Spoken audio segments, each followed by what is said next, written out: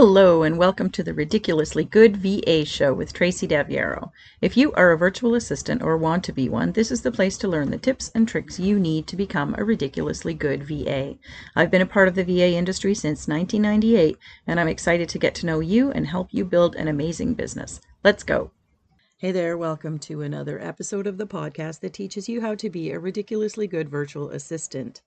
Every week, I try to bring you insights, strategies, and encouragement to help you grow your VA business with confidence, clarity, and consistency. Now, today, I want to talk about rates. It's the first of our 4-part series on rates, and today we are talking about why your rates aren't the real problem in your business. Today's quote is from Oprah Winfrey. "When you undervalue what you do, the world will undervalue who you are." Sounds like a big quote, I know, the world. But seriously, getting high-level clients starts with valuing what you do. You valuing what you do. When you value your own services, your clients will too. Let's go. If you are struggling with your rates as a virtual assistant, it probably feels like it's a pricing problem. Naturally, right? We're talking about rates, so it seems like that's the culprit if things aren't going right for you. You might be thinking you need a better number, a better structure, or more proof that you're allowed to charge more. I think that last one's pretty big. But your rates are not the real problem. They are a symptom. And until you address what's underneath that symptom, no pricing strategy is ever going to feel solid or sustainable. When a virtual assistant tells me that they want help with pricing, what they're usually asking me is, how much should I charge? But not only that, they also ask, what are other VAs charging, and what is the right rate for this service? Those questions probably feel productive. They feel safe, they feel logical, right? But they avoid the harder questions.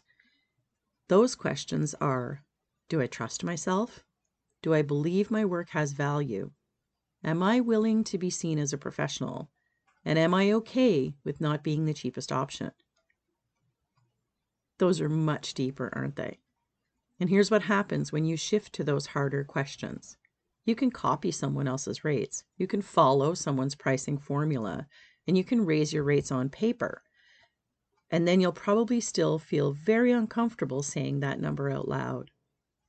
That discomfort that you're feeling is not about math or numbers.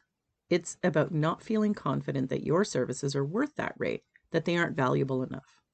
Even if you see it on paper, that doesn't automatically translate to confidence. You know, I tell you all the time to write things down so you can see them and believe them. But writing it down is not the only step. You have to actually believe it. Most VAs set their first rates before they ever see themselves as business owners. They're thinking like helpers, not decision makers, not CEOs. I tell you this often because it's just true. We've always been assistants or helpers. It's in our title.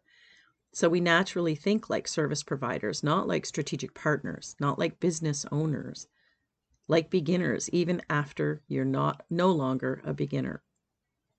Your rates reflect who you were, not who you are now or who you want to be seen as. And over time, this creates an identity gap.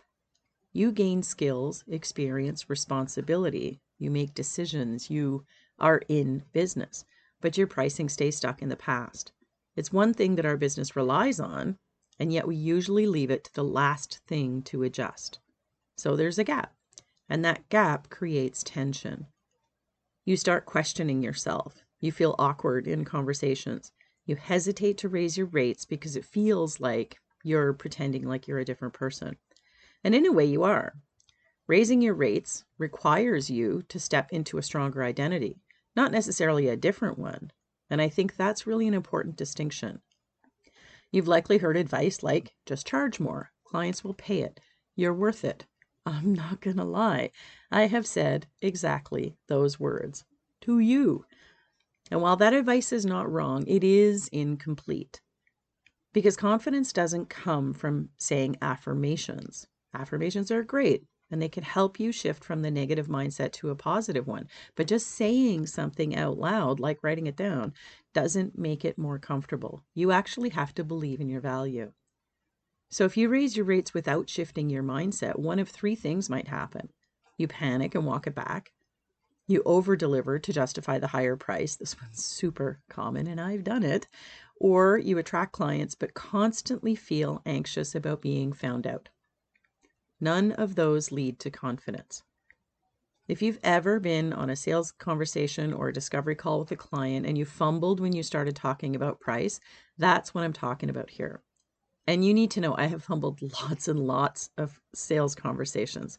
I'm telling you this today because I lived it. I know about it. It's not easy to talk price if you don't quite believe that you're worth it, right? This is why pricing has to be an internal decision before it becomes an external conversation. Your current rates are a reflection of what you believe you're allowed to earn, what you believe your clients will tolerate, and how much discomfort you're willing to feel, and how much you trust yourself to deliver. So let's stop right here for 1 second. Can you see this? What are you charging? Are those 4 things factoring into your rates right now? They probably are, and that's totally normal. It's not a judgment. It's just information. It's data. And when you look at that information, it is powerful, especially if you're willing to really look at it honestly. Instead of asking, how much should I charge? Try asking, why did I choose this number? What felt safe about it? What felt scary about charging more? Those answers tell you far more than any pricing chart ever will. You might not even be able to answer those questions right now, but hopefully something comes up for you when you pause and ask yourself those particular questions. Confidence is not something you wait for after you raise your rates. It's something you have to build before. And I know I talk about confidence a lot because it's such a factor in our business. And confidence in your rates is built by making clear decisions, practicing saying your rate without apologizing or hesitating, letting go of the need for universal approval, and trusting that the right clients are not going to need convincing. Because I can promise you that they don't, even if it feels right now like they might. I've been there. I know that feeling.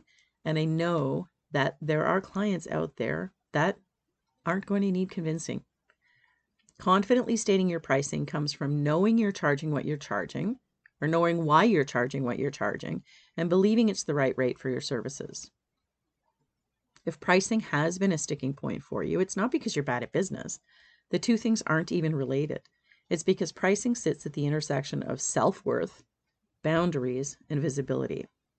It's a personal thing. And those aren't things that get fixed with a spreadsheet. They're things you strengthen with intention, with support, and by repetition. I remember really clearly when I started my VA business, I set a rate of $18 per hour. Now, remember, this was 25 years ago. Gosh, I've been here a long time. I had been making $16 an hour at my job in admin, and I added $2 for overhead. Can you see my air quotes? Why was that my rate? I don't know. No idea. I picked it out of thin air. I felt I could sell it. That was my biggest reason. I'm like, I used to make 16. I can sell 18. And if anybody asks me why it's more than what I used to make, it was because of my overhead. I don't even know what overhead was at the time. But it was based in nothing but my confidence. I struggled for a long time to get clients. I couldn't afford much in the way of expenses because I wasn't charging enough. So I did everything manually: emails, billing, scheduling, marketing. Until I started working with some clients, I could raise my rates. And even then, I only ended up raising them to $25 an hour. And that took a while to get to. Again, this was 25 years ago, guys. And then I left my rate there for many, many years. I was just so grateful to have clients. I didn't want to have any money conversations anymore. Isn't that crazy? Here's the fun part, or funny, or sad. I really don't know. My clients were 6- and 7-figure business coaches. I got connected with this group through one of my current clients, or one of my existing clients that I had. And these were people who were making 6- and 7 figures in their coaching businesses. They were charging hundreds of dollars an hour to their own clients. They were paying thousands of dollars of their own money for coaching and strategic planning with their own set of experts. And I was supporting them, doing everything they needed to help them find and sign clients into their coaching programs. staying on top of the trends in their industry for them, learning new programs and software so they didn't have to, keeping all their balls in the air. And I was charging them less than a lot of VAs because I didn't want to have a conversation about money or about my value. Could they afford me? Yep. Did they need me? They definitely needed me. And they valued me. I only found that out when I asked them because I wasn't sure. So my rates were a me problem that I didn't even know existed. Finally, when I started working with a business coach, I could see it. Well, somebody showed it to me, that's why. We put it on paper, and then I doubled my rates. I doubled them, you guys. One day, I was charging $25 an hour. The next day, literally $50 an hour. And guess what? I got clients. I kept nearly all of my existing clients, but new ones did not bat an eye. Where do I sign? Was all they said. Because then I could describe the value that they would get by working with me. Super, super important. Let's come back to Oprah here. When you undervalue what you do, the world will undervalue who you are. If you believe you're not ready to charge more, your business is going to prove you right. If you believe you can grow into stronger pricing, your business is going to rise to meet you as well. It starts with figuring that out and then understanding it and finally totally believing it. It helps to have the first client say yes naturally, but you've got this. I'm here to help. It's the only reason I'm here at all, to help you become a ridiculously good virtual assistant. I'm going to stop this episode here for today.